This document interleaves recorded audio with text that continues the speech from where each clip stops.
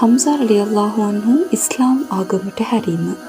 අයුක්තියෙන් හා ක්‍රූරත්වයෙන් පිරුණු ඒ කාලයේ තත්වයන් තුළ මුස්ලිම්වරුන්ගේ මාවත ආලෝකවත් කිරීමට අකුණු සැරයක් ඇතිවිය. ඒ හම්සා ඉබ්නු අබ්දුල් මුත්තලිබ් රලියල්ලාහු අන්හු තුමා ඉස්ලාමය පිළිගත් අවස්ථාවයි. ඔහු නබිත්වයේ 6 වන වසර අවසානයේ දුල්හිජ්ජා මාසයේදී ඉස්ලාමය පිළිගත්තේය. දිනක් නබි සල්ලල්ලාහු අලයිහි වසල්ලම් තුමාණන් සෆා කන්දේ බෑවුමක වාඩි වී සිටියදී ඒ අසලින් ගමන් කළ අබූ ජහල් නබි සල්ලල්ලාහු අලයිහි වසල්ලම් තුමාණන්ට පරුෂ වචන වලින් අපහාස කළේය. නමුත් අනාගත වක්තෘවරයා නිහඬව සිටි අතර ඔහුට පිළිතුරු දුන්නේ නැත. ඉන්පසු අබූ ජහල් නබිතුමාගේ හිසට ගලකින් පහර දී තුවාල කර කාබාවේ අසල වාඩි වී සිටි කුරයිෂ්වරුන්ගේ සභාවට අසුන් ගැනීමට ගියේය. නබිතුමාගේ හිසින් රුධිරය ගලා ගියේය. සෆා කඳුකරයේ තම නිවසේ සිට මෙම දර්ශනය දුටු අබ්දුල්ලා ඉබ්නු ජුද්ආන්ගේ වහල් කාන්තාව දඩයමින් පසු දුන්නත් රැගෙන ආපසු එන හම්සාට සිද්ධිය වාර්තා කළාය. හම්සා රලි කෝපයෙන් අවදි විය. අබූ ජහල්ව සොයා පල්ලියට ඇතුළු වී මෙසේ කීවේය. තෝ බියගුල්ලෙක්, ඔබ මගේ සහෝදරයාගේ පුත්‍රයාට අපහාස කරලා තුවාල කළා. මමද එයාගේ ආගමේ සිටිමි. ඔහු අබූ ජහල්ගේ හිසට පහර දුන් අතර එයින් ඔහුට බරපතල තුවාල සිදුවිය.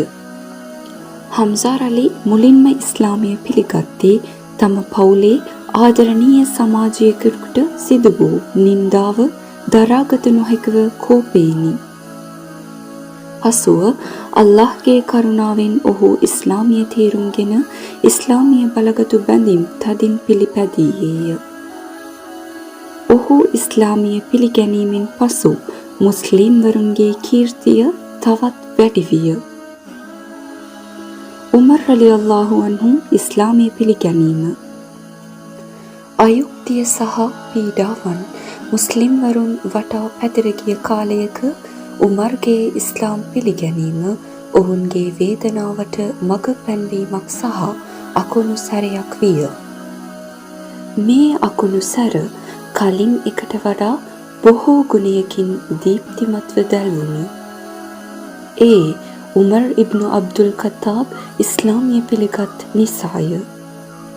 උමර් ඉස්ලාමය පිළිගැනීම පිණිස නබි සල්ලල්ලාහු අලයිහි වසල්ලම් තුමාණන් දෙවියන් වහන්සේට යාඥා කළ අතර නබිත්වයේ 6 වන වසරේ දුල්හිජ්ජා මාසයේදී හම්සා රලි ඉස්ලාමය පිළිගැනීමෙන් දින 3කට පසු උමර් රලියල්ලාහු අන්හු තුමා ඉස්ලාමය පිළිගත්තේය. අල්ලාහ් ඔබ කැමැති ඕනෑම කෙනෙකු සමග ඉස්ලාමය ශක්තිමත් කරන්න. උමර් ඉබ්නු අල් ඛත්තාබ් හෝ අබූ ජහල් ඉබ්නු හිෂාම් යනුවෙන් නබි සල්ලල්ලාහු අලයිහි වසල්ලම් තුමා අල්ලාහ්ට යාඥා කළහ.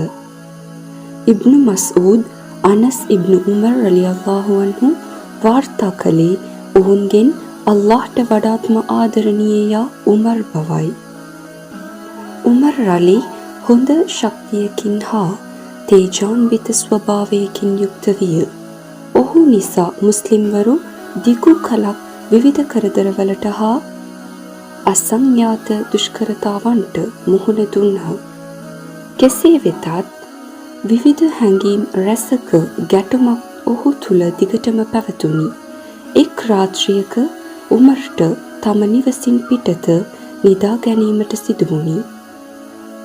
ඔහු කෙලින්ම හරම් වෙත ගොස් කාබාවේ තිරේ තුලට ඇතුළු විය. ඒ අවස්ථාවේ නබි සල්ලල්ලාහු අලයිහි වසල්ලම් තුමාණෝ එහි යාඥා කරමින් සිටියහ.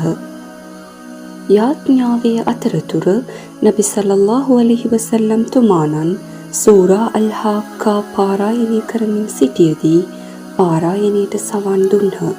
මෙයින් පසුව උමර් මෙසේ පවසයි.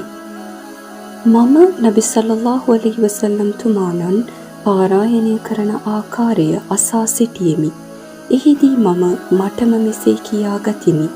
අල්ලා මත දිවුරමින් මේ කවියෙක්ද කියා මා සිතු විට මෙය නිසැකවම අපට දන්වා ඇති දෙයක් වන අතර එය ඊතා වටිනා පණිවිඩකරුවෙකු විසින් පවසන ලදී.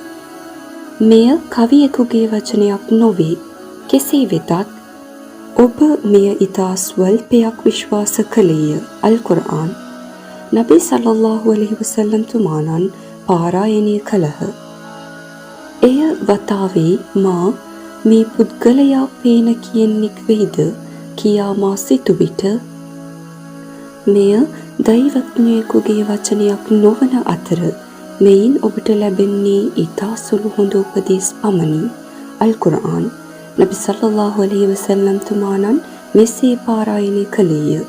ඒ අවස්ථාවේදී ඉස්ලාමය පිළිගැනීමට මගේ සිතේ ආශාවක් ඇතිවිය. මෙය උමර්ගේ හදවතේ වැටුණු ඉස්ලාමයේ පළමු බීජයයි. කෙසේ වෙතත් ඔහුගේ හදවත පිළිගන්නා මහා සත්‍යය අවිද්‍යා යුගයේ සිතුවිලි සහ මිත්‍යා විශ්වාසයන් විසින් වසා දමා තිබුණි. එම නිසා ඔහු ඉස්ලාමයට එරෙහිව ඊතා ක්‍රියාශීලීව කටයුතු කළේය.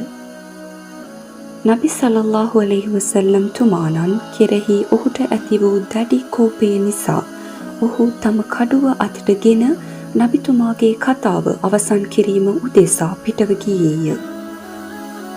පසුව නුඇයිම් ඉබ්නු අබ්දුල්ලා රදියල්ලාහු අන්හු තුමා මගදී ඔහුව මුණ ගැසී උමර් ඔබ කොහෙද යන්නේ යනුවෙන් විමසීය.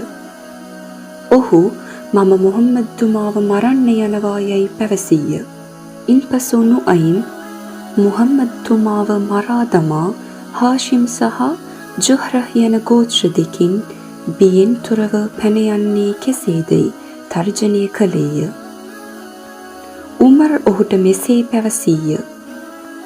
මට පෙනෙන්නේ ඔබ ඔබේ ආගම අතහැර ඔහුගේ ආගමට ගොස් ඇති බවයි.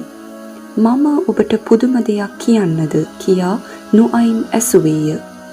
ඔබේ සහෝදරිය සහ ඔබේ මස්තිනා ඔබේ ආගම අතහැර මුහම්මද් තුමාගේ ආගමට සම්බන්ධ වී ඇත.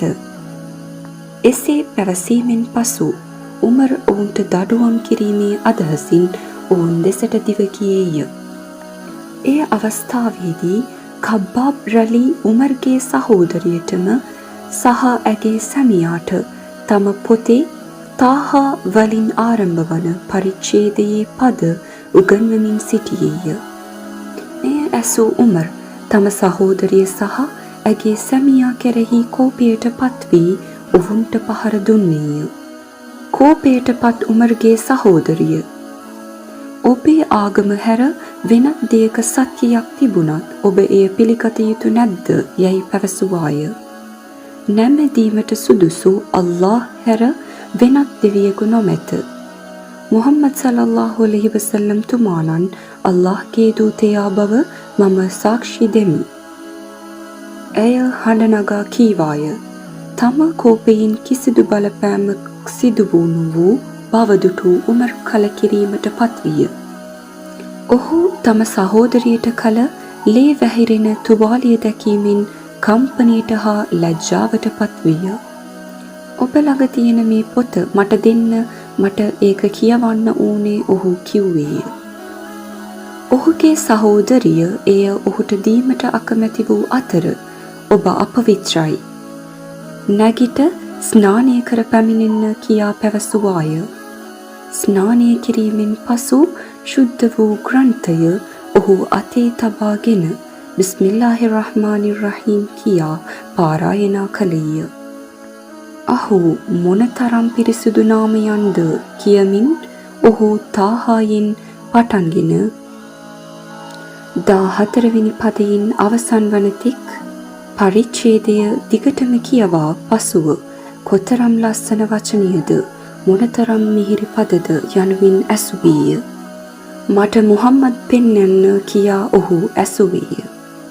නබි සල්ලල්ලාහු අලයිහි වසල්ලම් තුමාණන් සෆා කන්දේ ඔහුගේ නිවසේ සිටියහ. උමර් තම කඩුව බැඳගෙන නබි සල්ලල්ලාහු අලයිහි වසල්ලම් තුමාණන්ගේ නිවස දෙසට පැමිණියේය. උමර් දොරට තට්ටු කරන විට එහි සිටි අය රැස්ව සිටියහ. උමර් පැමිණ ඇති බව ජනතාව පැවසූහ. ඔහු යහපත සොයමින් පැමිණියේ නම් අපි ඔහුට ඒ යහපත දෙන්නෙමු. ඔහු නපුර සොයමින් ආවා නම් අපි ඔහුගේ කඩුවෙන් ඔහුව මරා දමන්නෙමු යයි හම්සා රලි පැවසුවේය. ඒ වන විට නබි සල්ලල්ලාහු අලයිහි වසල්ලම් තුමාණන් තම නිවස තුල වහී හෙළිදරව් කිරීම පැමිණෙන තත්වයක සිටියහ.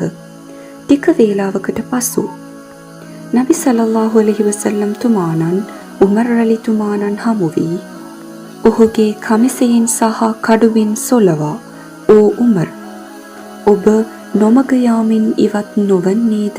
යනුවෙන් විමසීය. "වලිද් මෙන් ඔබටත් නින්දාව සහ දඩුවම විදීමට අල්ලා සැලැස්විය යුතුද? අල්ලා මෙන්න උමර් ඉබ්නු අල් ඛත්තාබ් පැමිණ ඇත. අල්ලා උමර් හරහා ඉස්ලාමයට ප්‍රමුඛත්වය දෙන්න" යනුවෙන් නබි සල්ලල්ලාහු අලයිහි වසල්ලම් තුමාණන් පැවසූහ. "අල්ලා හැර වෙනත් දෙවියෙකු නැත" යනුවෙන් පවසමින් උමර් රලිතුමා ඉස්ලාමය පිළිගත්තේය. මෙය දුටු නිවසේ සිටි අය තක්බීර් කීහ. මෙය උමර්ගේ ඉස්ලාම් ආගමට හැරීමේ ඉතිහාසයයි.